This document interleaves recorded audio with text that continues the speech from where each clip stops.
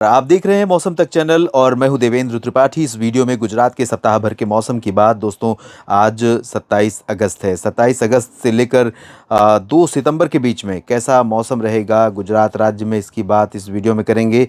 और साथ ही साथ ये भी मैं आपको बताऊंगा कि अब तक गुजरात के विभिन्न भागों में कितनी वर्षा रिकॉर्ड की गई है। अगर मैं बात करूँ गुजरात रीजन की, जिसमें बनासकांठा, साबरकांठा और पाटन, पालनपुर से लेकर मेहसाना, गांधीनगर, अरवली, महिसागर, मोडासा, साथ ही साथ खेड़ा, नाडियाड, आणंद और छोटा उदयपुर, बड़ोदरा, साथ ही नर्मदा, डांग, तापी, भरूच और सूरत, वलसाड़, नवसारी, ये पूरा रीजन आता है।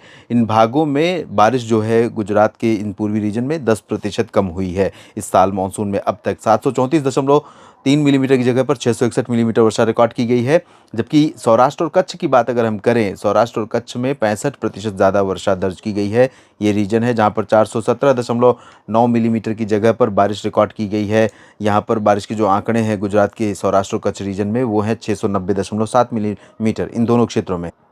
लेकिन आप जानते हैं काफ़ी दिनों से कच्छ और सौराष्ट्र से लेकर के उत्तरी क्षेत्रों में अधिकांश जगहों पर लगातार शुष्क मौसम बना हुआ है। कुछ बारिश अगर हो रही है तो ये नाडियाड, खेड़ा और गोधरा के नीचे नीचे के हिस्सों में हो रही है। सूरत, वलसाड़, नवसारी में थोड़ी बहुत बारिश देखने को मिल रही है। हालांकि बादल रोज गुजरात के ऊपर आते हैं।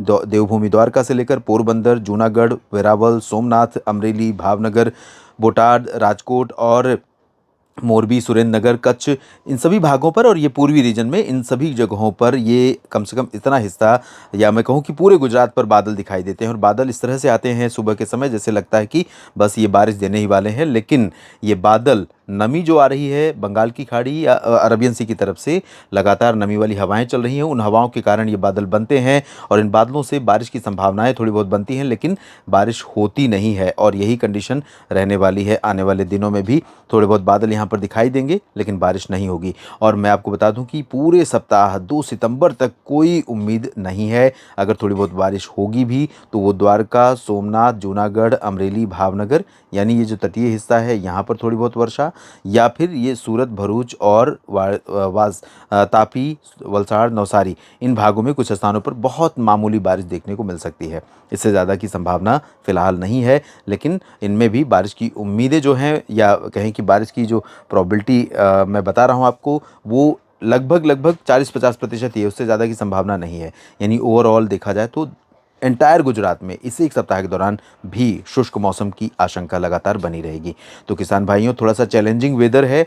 आपके पास जो भी सिंचाई के साधन उपलब्ध हैं उनका इस्तेमाल करें। उर्वरकों का छिड़काव सीमित करें, क्योंकि अगर ज़्यादा उर्वरक छिड़काव करेंगे, बारिश नहीं होगी तो फसल को बहुत नुकसान होगा। ये सभी आप चीज़ें जानते हैं। ये बहुत बारीक चीज़ें, बहुत साधारण चीज़ें हैं जिनकी जानकारी आप सभी किसान भाइयों को है, क्योंकि आप गुजरात राज्य से हैं और गुजरात राज्य उन राज्यों में से है जहाँ पर उन्नत विधियों का इस्तेमाल होता है और किसान भाई लगातार सक्रिय रहते हैं उन्नत विधियों के साथ खेती करने के लिए। तो इस तरह के मौसम के बीच में किस तरह से संभाल करनी है अपनी खेती की, किस तरह से देखभाल करनी है, वो आपको ध्यान करना है। और नुकसान न हो इसका ध्यान आपको रखना है।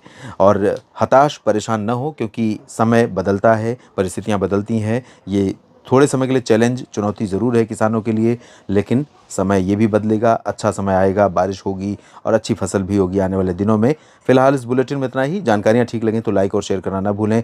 चैनल आपने सब्सक्राइब नहीं किया है तो ज़रूर कर लें। ये वीडियो पूरा देखने के लिए आप सभी का दिल से बहुत बहुत शुक्रिया। धन्यवाद।